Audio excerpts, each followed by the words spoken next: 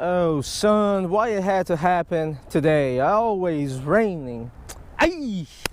Hey, what's up, YouTube? Leo Sheng here, host of the Extreme Philly Fishing Channel.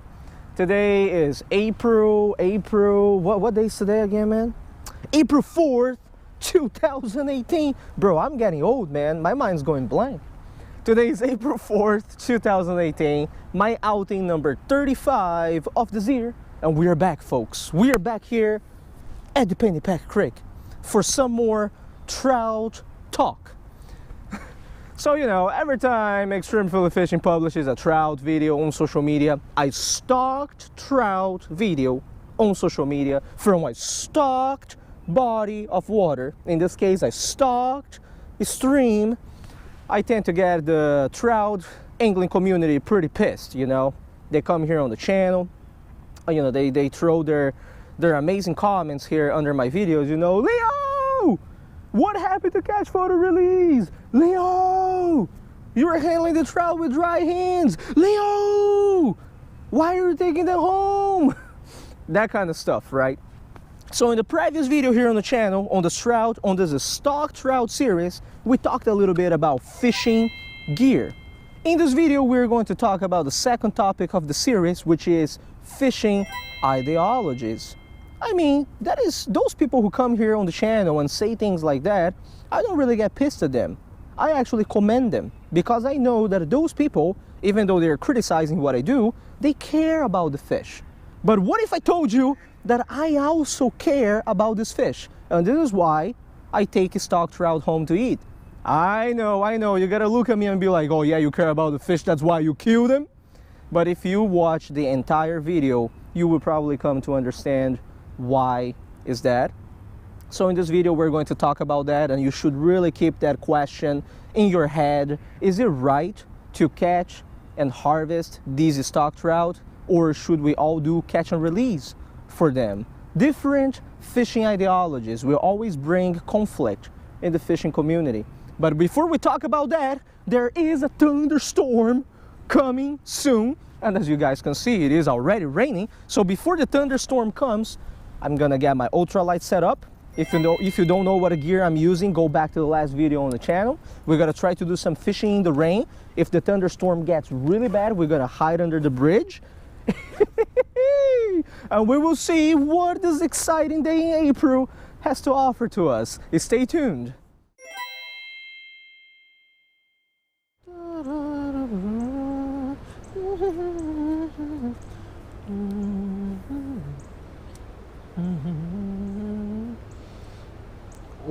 Oh, son. Come on, get it, boy. You can do it. Oh, that is great. Don't go under the branch, yeah?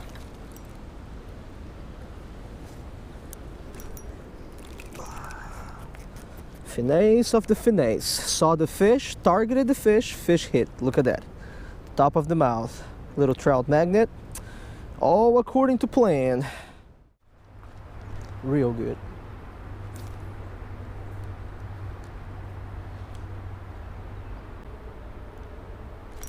What the heck? All right, wrong species. It's a fish, but little red breast sunfish right here. Look at it. Oh, bro. Very greedy too. Here, man, go back. Wrong species. I don't know what the heck is going on here. There's nobody fishing on this side of the creek for some reason. I'm on the left side of the bridge. Everyone is on the right side of the bridge. I got 4 hits over here so far, but no hookups. But I know there's some fish right in front of us. There are like 3 or 4 trout around here feeding, but they are not attacking the spinner too aggressively. I started the day with a little trout magnet, caught one, as you guys saw. I changed to the EP series. Been getting hits, but just no fish. So I'm gonna keep casting, and we will see what happens.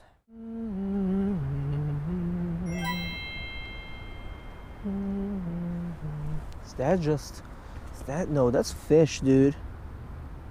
That's definitely fish. That's fish.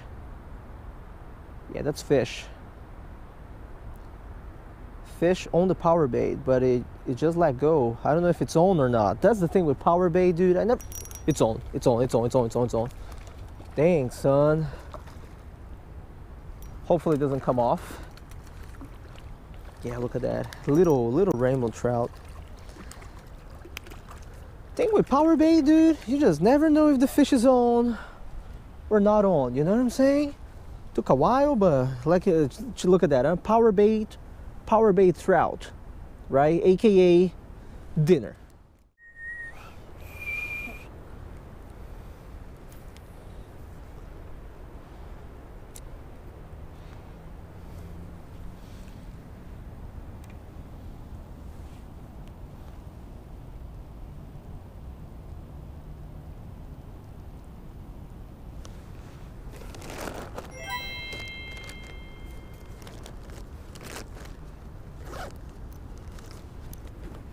Oh, easy. I just threw it down there, dude.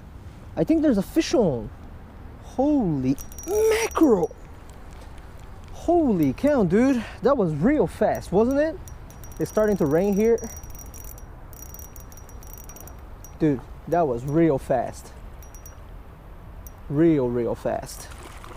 Holy cow, dude. He's pissed. He's pissed. He's trying. He's trying. He's trying. He's trying, but you shall be dinner. There we go, huh? A little bit bigger than the last one. Nice fish. Hungry for the power bait. Whew. Just got the next dough ready here. As you guys can see, the bite is pretty hot, you know. It's not like I'm casting the power bait down there and I'm leaving it for a long amount of time. And just in case you were wondering what I'm doing, refer to the last video, right? But one split shot, one size 18 hook with a little power bait, about 6 inches leader, you know, cast it out there in the current and pretty much just wait for the fish to inhale the power bait. This is pretty much what we're doing here today.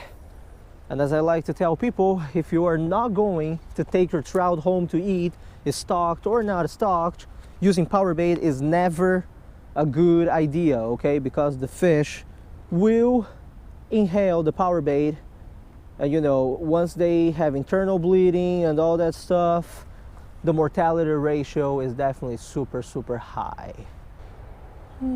Oh, that's fish, dude. That was definitely a fish. Oh yeah. Is this fish on though? No, it let go. It's on. Come here, don't get snagged. It ran all the way to the right, so I had to make sure that this fish didn't get snagged on all the junk here. Yeah, dude, not bad, little fella, not bad. Yay, all right. It's a beauty. Those shall be good food for us tonight. Once again, like I said, they tend to inhale the power bait. So, you know, if you're not planning on taking this fish home, do not use power bait to fish, right? I mean, if you don't intend to take trout home, don't even let them get out of the water, right? Wet hands always and all the good stuff, just release it in the water because the mortality ratio for this species is extremely high.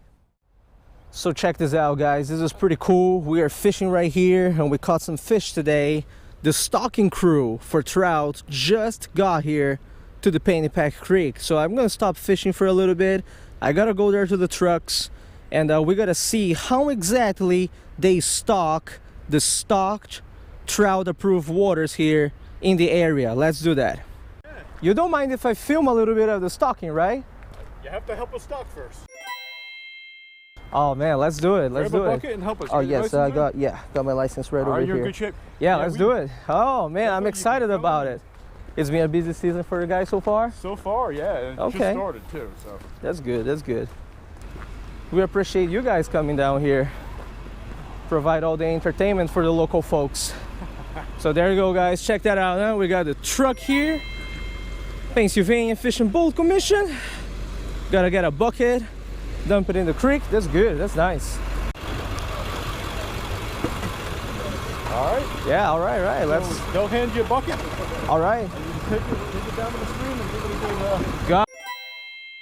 Gotcha. Give it a good flip, huh? All right. Good stuff. Don't throw the bucket in the creek. Yeah.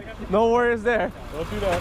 Oh, you're the Bucks County guy. Yep. You're the guy who takes the job very seriously. Of course I do. Yeah, yeah. I saw you last year at the Neshaminy Creek. I remember. How you Yeah, doing? yeah. Good, good. How about you, man? Good. The job's treating you well? Of course. You know, I'm always glad that you are out there patrolling, just so you know, okay?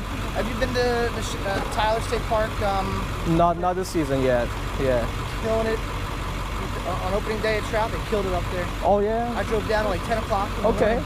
Okay. There are kids walking up with 4 or 5 fish on a stringer. All right. That's good. That's good. That sounds cool. Hey man, keep doing a nice job. You don't mind if I put you on YouTube, right? All right, all right, all right, good man. You know, always permission, you know. I'm just getting a little footage here to show guys, you know, usually how it is done. These 4 that she's giving us. So, you know, I don't mind just following someone else down there too for them to do it. It's fine. They get the experience and everything. I think I'm just gonna follow him. Let's go. You don't mind if I film you a little bit, right? All right, that's good. That's good. Are you actually fishing down here today, or you are just helping them stock? I'm fishing. Oh, you were fishing. Okay. So there you go, guys. This is how it works. They just have the buckets here, go directly from the truck to the creek, and our fellow angler here is gonna show us how it is done. Open the bucket. Dang, son, look at that, huh? There's a lot of trout right there. Oh yeah, boom, just like that. And this is how the trout, the stocked waters around here are stocked. Another bucket, beautiful rainbows right there. Yeah, good stuff, good stuff. What's your name, man? Dave. Dave, hey man. So let's thank Dave here for helping out. Oh, we got another bucket over here. I'm sorry, buddy. You good? All right, that's good. So yeah, you guys get to see a little bit, you know, of what goes on down here when the stocking trucks are actually here. Let's put a bunch of fish down there. People can enjoy it.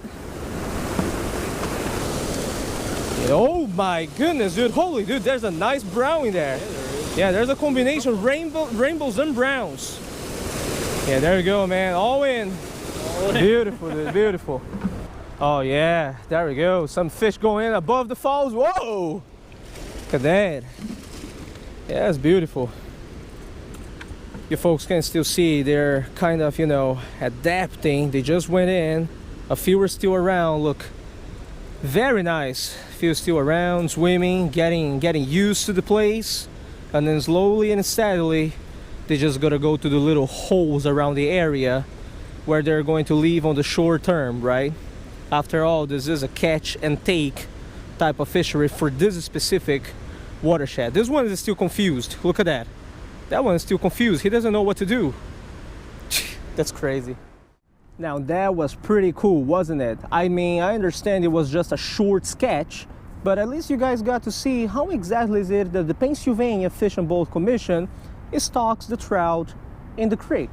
I came here today to the Pennypack Creek knowing that the stocking date was today. So, you know, I was expecting to get some footage like that. We caught like what, 4 fish in this video. I'm still 1 away from the limit. I'm gonna keep fishing for a little bit more, but I think I'm gonna end this video over here by talking a little bit about the ideology deal that I mentioned at the beginning of the video. So why exactly is it that extreme fillet fishing takes the trout from trout stocked waters here home to eat? I am a big advocate for catch photo release. You guys know that. If you calculate all my catches for the entire year, my annual quantity, 95% of those fish go back where they belong. But if there's one exception to that rule, besides catching bait and stuff like that, it is a stocked trout in these type of watersheds, okay? I would like to emphasize these type of watersheds. Every time I take these trout home to eat for dinner from this catch and take fishery, I always think about the happiness of the fish in the long term. And that's why I've decided over the years to take this fish home to eat. You see, in every state, there are different types of streams, different types of ponds and lakes, different types of watersheds. And your local government agency probably has a classification for those watersheds, for those bodies of water. Here in Pennsylvania, we have this over here, the Pennypack Creek, actually the Wissahickon Creek, Delaware Canal, Levittown Pond, all of those places that are stocked with trout around the area, they are all classified as a stocked trout water. Then you have other bodies of water out there that are classified as Class A wild trout bodies of water and natural reproducing trout waters. There's a difference, folks. There's a big difference when it comes to this classification. And my thing is, my ideology is that when I catch wild trout and native trout, I catch and release. I follow all the safe fish handling skills. I wet my hands. I try to not take the fish out of the water, unhook in the water and just let it go because they're native and wild. And these fish, native and wild, they are usually in those types of water, the Class A and the natural reproduction waters. These ones that I'm catching right here are fish that were born and raised in hatcheries. They are stocked here for the anglers' entertainment. Needless to say, you need to buy a trout stamp every year, right, to fish for them. But you gotta think about it. These fish over here, are they really going to live happily in these places on the long term? In Class A streams and natural reproducing streams, as the name implies, when they, even if they stock fish in there, like brown trout, they are able to reproduce, right? The ambience is suited for those types of fish. They have enough food to eat, etc. But over here, it is a whole different story. These rainbow trout that I'm taking home to eat, they are sterile to begin with. They can't reproduce. And even if they wanted to reproduce, meaning that they can, this creek, this body of water here is just not suitable for that. It's not. On the long term, these fish that are stocked in stocked trout waters in Pennsylvania, they are not very happy fish, you know? There's competition for food. It is highly competitive. They come in these creeks, right? The native population of fish suffer from that. Smallmouth bass, red breast sunfish, because now they gotta compete for food, right? More fish in the creek. Long term, during the summertime and the winter time, sometimes the water levels are low, temperature is too high or too low, the fish die.